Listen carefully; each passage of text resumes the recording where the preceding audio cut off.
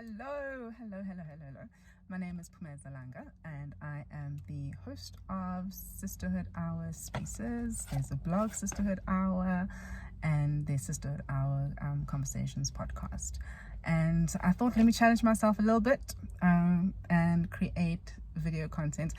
Don't mind the face beat. I don't always have a face beat that's good. I had something else happening, so I thought, let me just squeeze in a bit video. So here I am shooting this video, and also just stepping out of my own comfort zone and challenging myself a little bit more in terms of content creation. So hello, thank you for watching the video as far as you have. Please stick around until the very end. I'd really appreciate it. So the reason I really felt that I should shoot this video actually was because there a couple of conversations that I've been having this year, towards the end of last year as well, and there's a blog post that my cousin Futi Kala, she did this week, and it's on the Imposter Syndrome. So check out her blog, Futi Who, and there's a blog post that she's done on the Imposter Syndrome. And it really, I don't want to say it touched a nerve, because it's a conversation and it's something that's always been there in terms of a topic, in terms of a feeling, in terms of an awareness of what imposter syndrome is like. And I think everybody experiences in different ways. So for me personally, when I read her article, I knew that there would be moments that I've experienced imposter syndrome. And it sometimes is quite paralyzing, because then you think to yourself, oh my word, if I'm feeling this way, then certainly other people will be able to tell that I feel this way, that I'm not feeling confident in what I do, that I don't know what I'm doing, that I'm literally just kind of like guessing my way through things.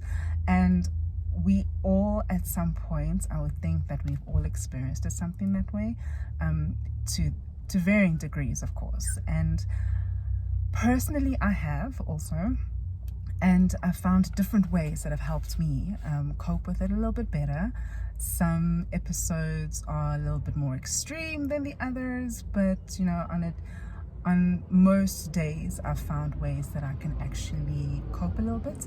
And I thought, let me share a couple of things that I jotted down. I've written them down, and I thought, hey, let me share them with you. And so here we go. So let's start with this first one, is that you should jot down as a reminder for yourself what your accomplishments have been, whether they're big, whether they're small, whether they've been public, whether they've been private. Jot them down, write them down, put them up somewhere to remind you of what you've been able to do thus far and all the incredible work that you've been able to achieve. And it's not even for shouting it out on the rooftops for other people. It's for you to just check in with yourself and remind yourself that actually you've been doing a really good job. You know what your struggles have been, you know what your challenges have been. So to have made it to the points that you have, and to have reached the milestones that you've reached, that's pretty big. So you have to honor that, and you have to remind yourself of that. And it's also a way to pat yourself on the back. Next up is to check in with your mentor, sponsor, or accountability buddy or accountability partner.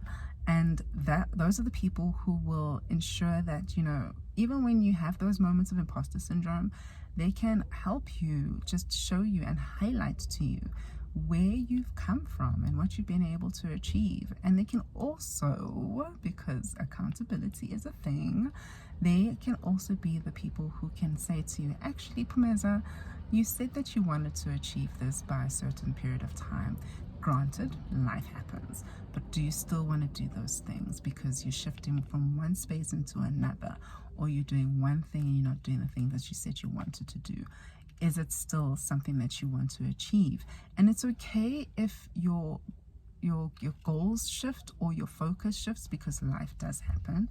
So opportunities maybe take a little bit longer, or resources, but it's not a thing of saying that if you're not going to be achieving it in the timeline that you said that you're going to achieve it, it's not the end of the world. The next one is stop comparing yourself to others. Sure, that is a hard one, because it's a fine line between comparison and inspiration. So you can be inspired by what somebody else does in terms of the space that you are in, and you want to do more and you want to achieve more, and you're looking at some other people's work and you're thinking, this is incredible, I need to up my game, right? be very mindful about when your mind starts going to a negative space from being inspired to comparing yourself, because it's so tricky, because you can quickly go from I'm being inspired by this particular individual to why can't I do what so and so does? Why can't I have the space to record where whoever records? Or why can't I write in a particular way that so and so writes? I've been trying to achieve this, I can't do it, so I'm not good enough. And you start beating up on who you are and what you've been able to do all this time. Remind yourself and remind your heart and remind your mind, because it's such a hurtful thing for you when you do it to yourself, when you make yourself feel bad about what you've done and bad about your achievements, because you've done a lot. Okay, like, pat yourself on the back, high five yourself if you need to, because you've done a lot. So acknowledge those things, but also be very careful about and know yourself. You know when your mind goes from inspiration to comparison, because you don't want to suck the joy out of the things that you do, because you do them so well. So enjoy them, please, and remind yourself that you're learning as you go. You're going to get better, and you're going to reach the milestones and get to the stages that you want to achieve, that you perhaps see in other people.